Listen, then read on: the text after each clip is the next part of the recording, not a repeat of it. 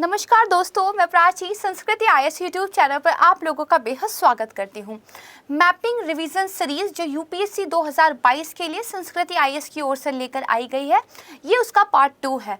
Part 1 already upload हो चुका है, अगर आपने नहीं देखा है तो ज़रूर देख लीजिएगा। इस सीरीज को लाने का उद्देश्य हमारा ये रहा है कि पिछले साल जो भी प्लेसेस न्यूज़ में थे उसमें से जो बहुत ज़्यादा इम्पॉर्टेंट थे वो स्थान, और साथ ही जहाँ से देखिए यूपीएससी में प्रश्न बनते हैं, यूपीएससी की जो थीम है कि वहाँ से तो क्वेश्चन बन ही जाता है, उन सब को कंपाइल करके छोटे छोटे वीडियोस के रूप में आपको दिया जाए, क्योंकि this is the very right time जब आप देखिए मैपिंग को तैयार कर सकते हैं, क्योंकि उसको विजुलाइज करना, उसको याद रखना थोड़ा सा मुश्किल होता है। तो एग्जाम से जस्ट पहले अगर आप इन चीज़ों को तैयार कर लेते हैं तो जो आपका कॉस्ट बेनिफिट होता है वो अच्छा खासा मिल जाता है। तो पार्ट 1 हम ऑलरेडी देख चुके हैं, आइए पार्ट 2 की शुरुआत करते हैं। मैं आपको पहला टॉपिक पढ़ाऊँ उससे पहले देखिए किस तरह का प्रश्न पूछा जाता है, ये समझ विकसित होनी बेहद ज़रूरी है। और सबसे बेहतरीन तरीका है कि मैं यूपीएससी का ही एक प्रश्न आपको दिखा दूं।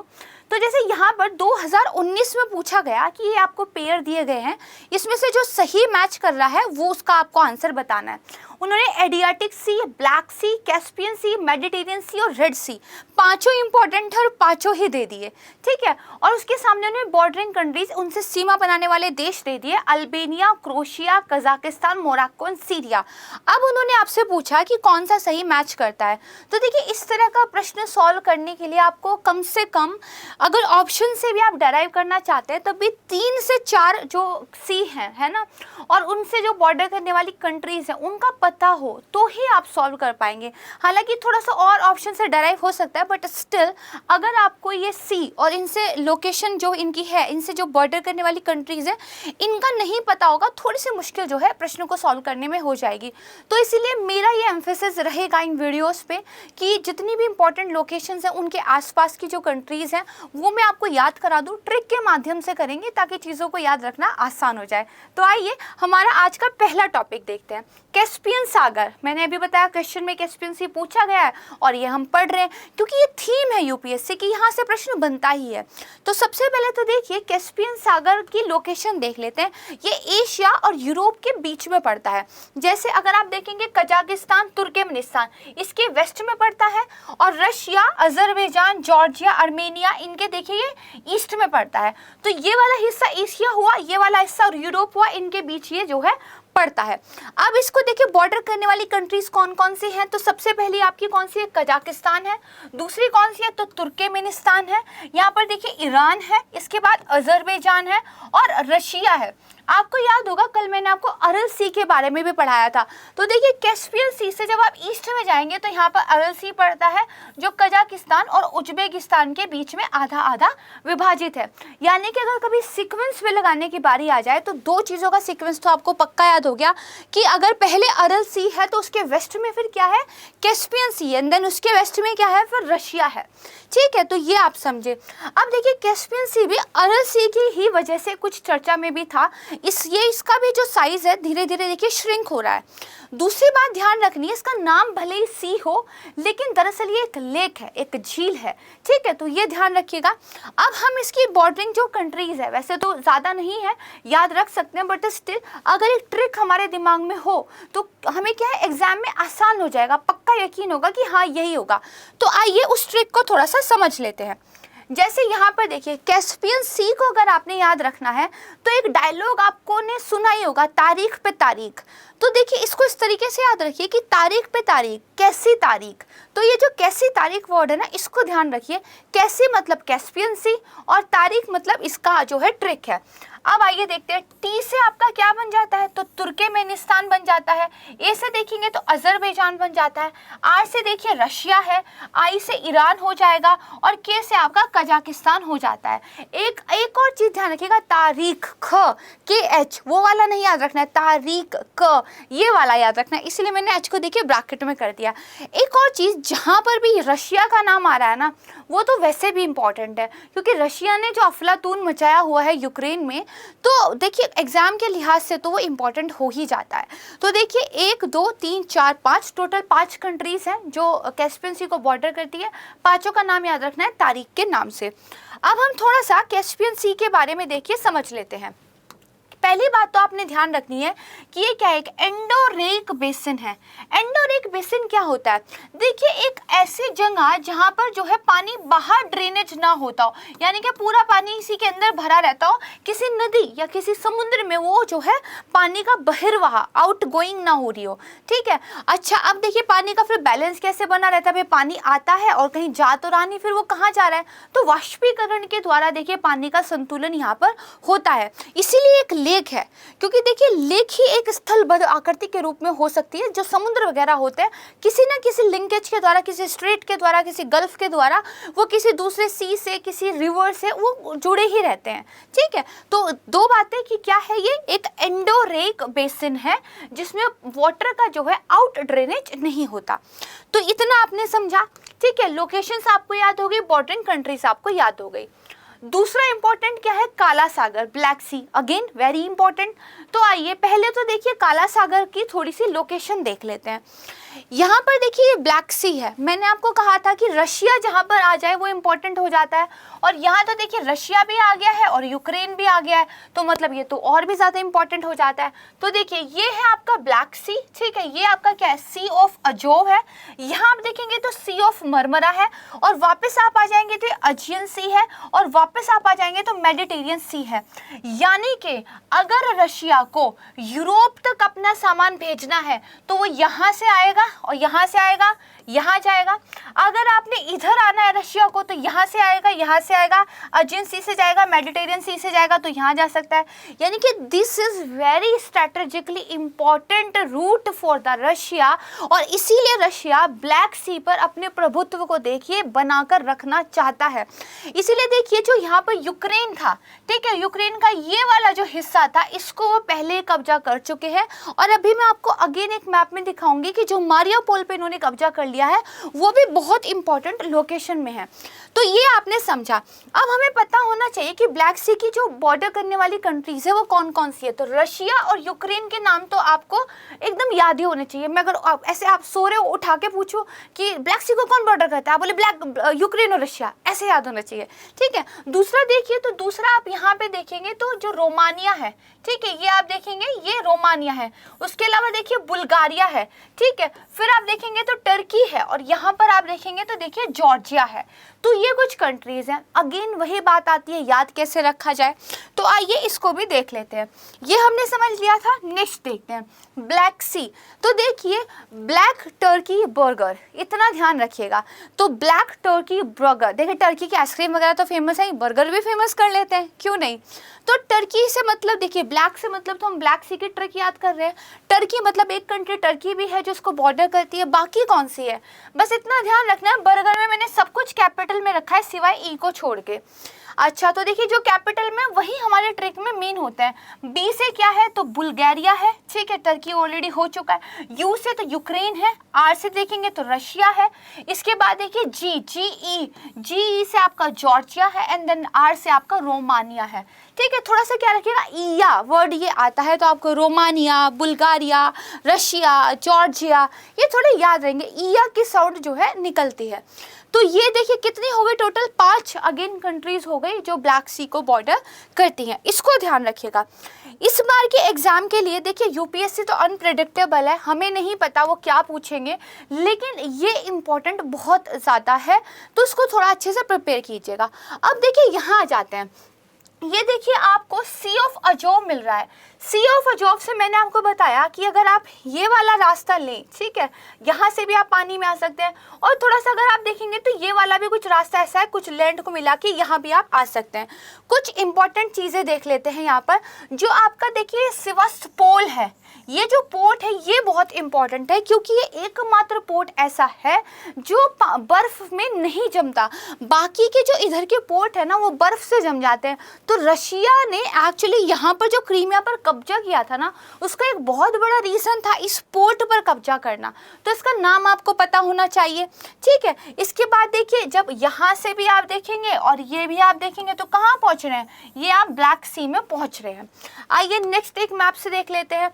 ये हो गया आपका क्या, ब्लैक सी। यहाँ तक तो हम आ गए थे, कैसे आ गए थे, वापस आ जाइए, सी ऑफ अजोव से ब्लैक सी में आ गए थे ना। अब ब्लैक सी के आगे देखिए कहाँ आ गए, सी ऑफ मरमरा में आ गए। इसके बाद आप देखेंगे तो आप अजियन सी में आ जाते हैं। अब देखिए मैंने आपको बताया था कि जो एक स्ट्रेट होती है वो दो जल को आपस में जोड़ती है, तो सी ऑफ मरमरा को देखिए अजियन सी से कौन जोड़ता है, तो जो आपका ड्रेंडिलिस है, ठीक है, ये जोड़ता है। अब आपने मुझे एक और चीज बतानी है, जो ब्लैक सी है यहाँ पर, ठीक है, और ये आपका जो सी ऑफ मरमरा है, इनको कौन जोड़ता है, यहाँ पे कौन सी स्ट्रेट है, ठीक है, कमेंट सेक्शन में रिप्लाई जरूर कीजिएगा। इसके बाद देखिए अजियन सी से आप कहाँ पहुंच गए, तो यहाँ पर देखिए मेडिटेरियन सी में आप पहुंच गए, ठीक है। तो ये वाला जो पूरा रूट है ये इतना इम्पॉर्टेंट है क्योंकि इसी के जरिए रशिया जो है यूरोप के अंदर अपने माल को भेजता है, अपने वाणिज्यिक हितों को जो है पूरा करता है। आइए थोड़ा सा इसके बारे में पढ़ लेते हैं। देखिए जो बॉस्फोरस जल डमरू है, मैंने आपको आंसर ही दे दिया, ठीक है, जो बॉस्फोरस जल डमरू है उसके माध्यम से जो मरमरा सागर है और फिर जो ड्रोंडेलस जल डमरू मध्य है उसके माध्यम से अजियन सी से जुड़ता है। तो दो का नाम याद रखना, बॉस्फोरस का और मरमरा का। इसके बाद देखिए काला सागर में रूस के क्या हित है, तो काला सागर भूमध्य सागर का, मेडिटेरियन सी का प्रवेश द्वार है, it is a gateway to Mediterranean sea, और रूस और नाटो के बीच में एक बफर का काम करता है। यूरोप में देखेंगे आप तो नाटो की पूरी पहुंच है, उसके बाद ब्लैक सी पड़ता है, देन रशिया था, यानी कि it's working as an buffer to Russia. लेकिन अभी आप देख रहे होंगे न्यूज़ में लगातार आ रहा है कि जो फिनलैंड है और स्वीडन है वो भी नाटो के मेंबरशिप देखिए ज्वाइन करना चाहते हैं, तो अगेन इंपॉर्टेंट हो जाता है। और अगेन फिनलैंड और स्वीडन की लोकेशन भी इंपॉर्टेंट हो जाती है, बाद में देखेंगे उसको। फिर उसके बाद देखिए जो दक्षिण यूरोप के प्रमुख बाजार है वहां तक जाने का एक आर्थिक प्रवेश द्वार है, इसीलिए काला सागर पर प्रभुत्व एक भू रणनीतिक अनिवार्यता है रशिया के लिए। और देखिए एक चीज, ये वाला जो लास्ट पॉइंट है, दिस इज वेरी इंपॉर्टेंट, जो राइन, मेन और डैम्ब्यू नहर है वो काला सागर को अटलांटिक महासागर से जोड़ती हैं, यानी कि आपकी कुछ नहरों की एक पूरी प्रणाली, एक सिस्टम बनता है, क्या नाम है, राइन, मेन, डैम्ब्यू, ये काला सागर को अटलांटिक महासागर से जोड़ता है। तो देखिए काला सागर तक पहुंचना और काला सागर से फिर अन्य जगहों पे पहुंचना अपने आप में क्या है, बहुत इंपॉर्टेंट है। अब मैंने आपको बताया था कि ये क्यों रशिया के लिए इंपॉर्टेंट है, तो देखिए मारियोपोल, इसका नाम न्यूज़ में आप लगातार सुन रहे होंगे कि रशिया ने यहाँ पर एक लगभग कब्जा कर लिया है। तो देखिए सी ऑफ अजोव, इसकी लोकेशन यहाँ पर है, इसको प्लीज ध्यान रखिएगा, ठीक है। ये तो वो पहले कब्जा करके बैठे हुए हैं तो इसको तो छोड़ ही दीजिए। इसके बाद आप ये तो थोड़ा सा युद्ध वाला मैप दिखाया हुआ है कि किस तरह से जो है कर रहा है, मैंने आपको ये मारियोपोल को दिखाने के लिए मैप दिखाया, तो ये आपने ध्यान रखना है। इसके बाद देखिए गल्फ ऑफ अलेक्जेंड्रेटा, या फिर एक बहुत डिफरेंट से प्रोनाउंसिएशन है, I am really sorry, I can not pronunciate it, तो आपने बस इतना ध्यान रखना है कि गल्फ ऑफ अलेक्जेंड्रेटा जो है इसकी देखिए लोकेशन आपको पता होनी चाहिए। देखिए अगेन हमने क्या देखा, अभी ब्लैक सी देखा था, ठीक है, अब उसके हमने देखा था टर्की उसको बॉर्डर करता है। अब टर्की के नीचे आ जाइए तो यहाँ पर अगर आप देखेंगे ये क्या है, ये आपका मेडिटेरियन भूमध्य सागर समुद्र है। यहाँ पर देखिए ये जो ऐसी आकृति बन रही है ये क्या है, गल्फ बन रही है। तो ये जो गल्फ ही है ये बेसिकली आपके क्या है, स्कैंडेनेवियन है, ठीक है। मैं फिर से ट्राई करती हूँ, स्कैंडेनेवियन, ठीक है। तो ये देखिए यहाँ पर पड़ती है, इसकी लोकेशन है यहाँ पर।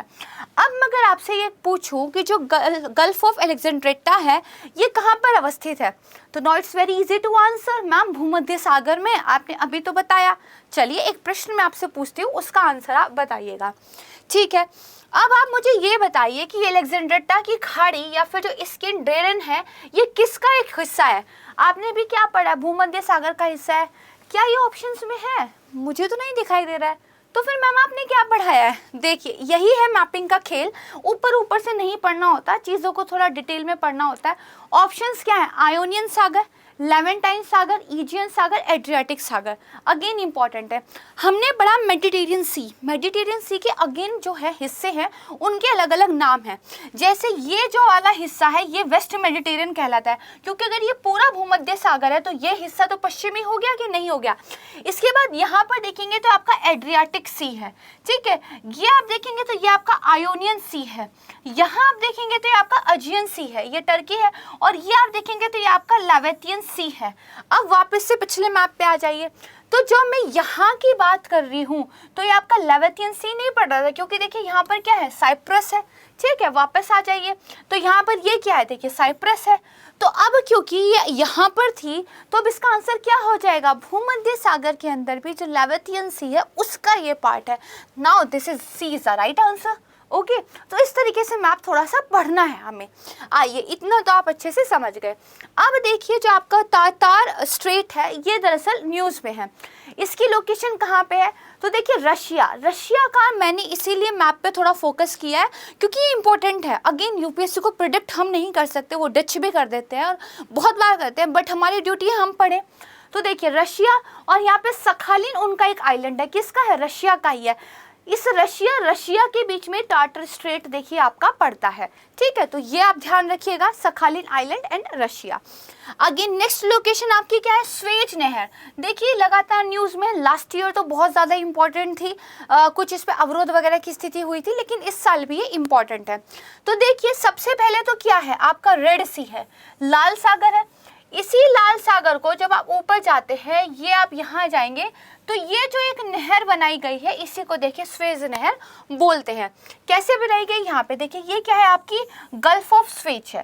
ठीक है, उसके बाद आप आ जाएंगे आगे, ये आपका यहाँ पे क्या है, बिटर लेक है, द ग्रेट बिटर लेक। इसके बाद आगे जाएंगे, ठीक है, यहाँ पहुँचेंगे तो आपका क्या है, पोर्ट सैद यहाँ पे है। एक क्या है, लेक मंजाला यहाँ पर है। ठीक है, उसके बाद आप देखेंगे तो बे ऑफ तिन्हा यहाँ पर है, और ये किससे मिलता आता है, मेडिटेरियन सी से, अगेन भूमध्य सागर से। भूमध्य सागर से बहुत ही इंपॉर्टेंट है। ठीक है, तो अब कोई आपसे अगर नॉर्थ टू साउथ पूछे तो आप कर लेंगे ना, पोर्ट सैद आपका कहाँ पे है, नॉर्थ में पड़ता है, ग्रेट बिटर लेक उसके साउथ में पड़ता है। ठीक है, तो ये थोड़ी सी लोकेशन ध्यान रखिएगा। दो चीज़ें और, बे ऑफ तिन्हा यहाँ पर है और लेक मंजाला यहाँ पर है। ठीक है, अगेन रेड सी के पास देखेंगे तो सऊदी अरब ये है। ठीक है, इसके बाद ये इजिप्ट है, यहाँ पर देखिए सूडान है, इरिट्रिया है, इथोपिया है। देखिए जो ये गल्फ ऑफ हॉर्न है जिसमें ये आपका इथोपिया इरिट्रिया वाला एरिया जाता है, देन आपका आगे जिबूती है, ये भी इंपॉर्टेंट है इस बार। ठीक है, अफ्रीका तो कॉन्टिनेंट वैसे भी इंपॉर्टेंट रहता है, क्या इंपॉर्टेंट नहीं है, सब कुछ ही इंपॉर्टेंट है। हमारी ड्यूटी बस ये जो मोस्ट इंपॉर्टेंट है जिसको हम प्रेडिक्ट कर सकते हैं, जो पेपर में आ सकता है, उसको हम पढ़ लें। ठीक है, तो ये आपने थोड़ा सा याद रखना है कि रेड सी के आसपास कौन कौन सी कंट्रीज हैं। ठीक है, कौन कौन से देखिए यहाँ पर आपके पासेस बनते हैं, इसको ध्यान रखिएगा, मेन आपको ये पता हो। नेक्स्ट आ जाइए, देखिए जापान का समुद्र, सी ऑफ जापान। तो अच्छा, अगर मैं आपसे ये कहूँ यहाँ पर ये पूरा का पूरा चाइना है, वो पूरा का पूरा जापान है क्या, और ये जो बीच में है ये देखिए आपका सी ऑफ जापान है। तो मुझे एक बात बताइए, इस सी ऑफ जापान से क्या चाइना बॉर्डर करता है, क्या आंसर करेंगे आप, जी नहीं, ये बिल्कुल बॉर्डर नहीं करता। देखिए ध्यान से देखिए, ये आपका क्या है, ये जो है ये आपका कोरियन पेनिसुला है, यानी कि आपका क्या है, नॉर्थ कोरिया, साउथ कोरिया है। यहाँ से अगर आप देखेंगे तो ये आपका पूरा क्या है, रशिया है। ठीक है, और ये क्या है, सी ऑफ जापान है। यहाँ देखिए चाइना है। तो दरअसल चाइना और जापान भले ही आमने सामने दिखते हों, लेकिन ये आपस में बॉर्डर नहीं करते हैं, मतलब सी ऑफ जापान से ये सीमा अपनी नहीं लगाता है। अच्छा, एक और चीज़ का ध्यान रख लेगा, ये जो कोरियन पेनिसुला के बाद आपका देखिए इसको बोलते हैं यहाँ पर कोरियन स्ट्रेट। ठीक है, ध्यान रखिएगा, इसको बोला जाता है कोरियन स्ट्रेट। फिर देखिए ये मैंने बताया था ना भी, यहाँ पे वो हमारी टाटर जो थी, ये देखिए सखालिन यहाँ पर है। ठीक है, ये ध्यान रखिएगा। इसके बाद एक आपकी ला पैरोयूज स्ट्रेट भी यहाँ पर आती है, ये आपका होक्काइडो है। ठीक है, अच्छा ये आपने याद किया ना कि जापान के जो वो द्वीप है उनको किस किस नाम से जाना जाता है, गौरव सर क्लास में बहुत अच्छे तरीके से पढ़ाते हैं, वो थोड़ा सा देख लीजिएगा। ठीक है, होक्काइडो है, होन्शु है, उसके बाद आपका शिकोकू है। ठीक है, कोयोन्शु है। ये कई बार आपका पूछ लेता है इसी सीक्वेंस में लगाने के लिए, और उधर पैसिफिक ओशन हो जाता है। अब आपको लग रहा होगा नहीं मैम, चाइना बॉर्डर जो है, चाइना भी जो है जापान सी से बॉर्डर करता है, हमें तो इतना क्लियर मैप नहीं दिख रहा। आइए थोड़ा सा क्लियर मैप देख लेते हैं। ये देखिए आपका जापान हो गया, ये देखिए, ठीक है, सी ऑफ जापान हो गया। ये वाला देखिए ग्रे एरिया, ये क्या है, नॉर्थ एरिया, और ये वाला एरिया देखिए ये कौन सा है, ये आपका क्या है, रशिया है। तो देखिए चाइना बॉर्डर नहीं कर रहा है। ठीक है, इतना आप समझ गए। उसके बाद यहाँ अगर आप देखेंगे कोरियन पेनिसुला के, आप वेस्ट में चले जाइए, तो यहाँ पर देखिए येलो सी है, ठीक है। उसके बाद आप कोरियन पेनिसुला से थोड़ा नीचे आइए, जापान के पास जाने से पहले कोरियन स्ट्रेट आती है।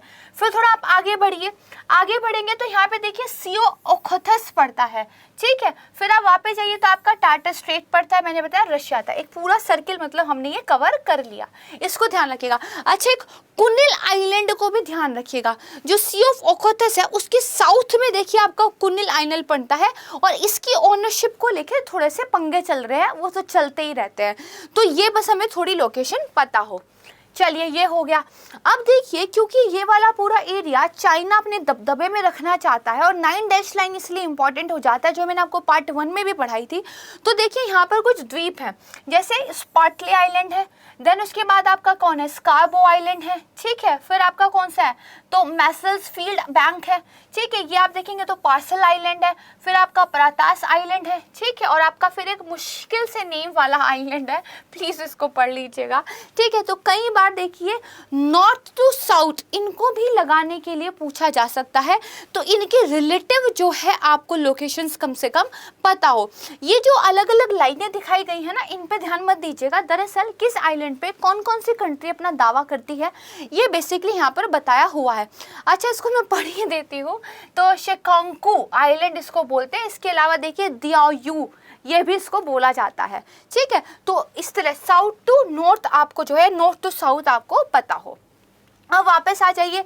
अब देखिए ये है ताइवान, यहाँ पर है ना, उसी लोकेशन। ये आपका क्या है, चाइना है, ठीक है। इसके बीच में देखिए ताइवान स्ट्रेट पड़ती है। अब ये ताइवान स्ट्रेट अगेन किस किस वाटर को जोड़ती है, तो देखिए ईस्ट चाइना सी को साउथ चाइना सी से ये जोड़ती है, ठीक है। तो इसको थोड़ा सा ध्यान रखना है। फिर देखिए ताइवान, मैंने आपको कल फिलीपीन सी के बारे में पढ़ाया था, है ना, फिलीपीन सी। तो देखिए पहले चाइना, फिर ताइवान स्ट्रेट, देन आपका ताइवान, और फिर आपका देखिए फिलीपीन सी यहाँ पर आ जाता है। तो 4 लोकेशन हमने किस तरह ईस्ट वार्ड बढ़ते हुए देख ली, ये हो गया। अब इसके बाद देखिए जो ग्रैंड इथोपियन रेनेसेंस डैम है, ये न्यूज़ में है। दरअसल देखिए ये जो ग्रैंड इथोपियन बांध है, इसको पहले मिलेनियम बांध के रूप में भी जाना जाता था, इसको हिडसे बांध के रूप में भी जाना जाता था। ये इथोपिया में जो ब्लू नाइल नदी है उस पर 2011 से ही बन रहा है, और ये क्या है, गुरुत्वाकर्षण बांध यानी कि ग्रेविटी डैम है, और इथोपिया के लोग और जो सरकार है इसको फंडिंग कर रहे हैं। इसके अलावा देखिए बांध कहाँ पे है, तो इथोपिया का बेनिशांगुल गुमुजू क्षेत्र में है। ये थोड़ा सा ध्यान रख लीजिएगा, क्योंकि जैसे मैंने आपको कल 2 क्षेत्र पढ़ाए थे ना कि वो कहाँ पे पड़ते हैं, इसी तरह ये बेनिशांगुल गुमुज एरिया ये भी पूछा जा सकता है। और ये क्या है, सूडान के साथ सीमा से लगभग 45 किलोमीटर पूर्व में है। आइए देखते हैं। तो ये देखिए मैंने आपको बताया था ये इथोपिया की लोकेशन है, ठीक है। इथोपिया की लोकेशन है, यहाँ पे अगर आप देखेंगे तो ये जो ग्रैंड इथोपियन डैम है ये बनाया जा रहा है। इसके बाद देखिए आ जाता है सूडान, ये जो नदी आपकी जा रही है नील नदी, फिर ये ब्लू नील नदी हो जाती है ना, ये हो गया। यहाँ पे आप देखेंगे तो यहाँ पर भी एक रोजेरियस डैम जो है बनाया जा रहा है। यहाँ पे भी आप देखेंगे तो एक असवान हाई डैम बनाया जा रहा है। तो ये भी आपको पता हो, पहले असवान हाई डैम आता है, देन आपको रोजेरियस, ठीक है, डैम आता है, और देन आपका जो है ये ग्रैंड इथोपियन डैम आता है, ठीक है। क्या क्या इस कौन कौन सी कंट्री से संबंधित है, तो इथोपिया, सूडान और इजिप्ट। कौन कौन सी, इथोपिया, सूडान और इजिप्ट। एक और चीज ध्यान रखनी, नील नदी नहीं, ब्लू नील पर ये जो है बन रहा है। और ये रेड सी तो मैंने आपको थोड़ी देर पहले भी दिखाया था, ठीक है। ये होगा, देखिए यही ब्लू नील नदी यहाँ पर हो जाती है, और यही जब आगे जाती है तो इसी को व्हाइट नील नदी भी फिर बोल देते हैं। और ज्यादा हिस्सा जो है ब्लू नील नदी का वो इथोपिया में ही बहता है। अब देखिए जब चाइना और इंडिया न्यूज़ में हो और कब न्यूज़ में नहीं होते हैं, I can not remember a single day, okay. तो हमारे जो नॉर्थ वाला जो भारत का हिस्सा है उसमें जो पासेस हैं वो थोड़े से इंपॉर्टेंट हो जाते हैं। तो मैं एक्चुअली जो इम्पॉर्टेंट मेजर पासेस थे इंडिया के उसका मैप आपके लिए लेके आई हूँ, ताकि आप इसको थोड़ा सा ध्यान रख लें। आप इसका स्क्रीनशॉट ले सकते हैं, ठीक है, ओके। तो अब देखिए कौन कौन से है, तो बनिहाल है, ठीक है, पीर पंजाल है, बुर्जिला है, फिर देखिए आपका अगहिल है, काराकोरम है, चांगला है, यहाँ पे देखेंगे तो जौजिला है, फिर आपका खुर्दांगला है, तांगलांग है, बारालाचाला, इमिसला, शिपकिला। ये देखिए इसलिए पढ़ने ज़रूरी है क्योंकि इनको भी इस तरह से लोकेशन में पूछा जा सकता है, या इस तरह की लोकेशन में पूछा जा सकता है, ठीक है। या कई बार क्वेश्चन बन जाता है कौन सा किसको जोड़ता है या कौन सा कहाँ पड़ता है। तो ये प्लीज़ एक बार थोड़ा सा ध्यान रखिएगा जब ज्योग्राफी आप रिवाइज करेंगे। तो यहाँ पर देखिए हमारी आज की वीडियो समाप्त होती है। मुझे उम्मीद है कि जितनी भी लोकेशंस मैं आपको बता रही हूँ वो आप विजुअलाइज कर पा रहे होंगे, ये आपको ध्यान रहेगी और ट्रिकी से क्वेश्चंस को सॉल्व करने में आपको मदद करेगी। बहुत जल्दी एक नए वीडियो के साथ मैं आपके लिए उपस्थित रहूँगी। तब तक के लिए बहुत धन्यवाद। अच्छे से पढ़ाई करते रहिए। नमस्कार।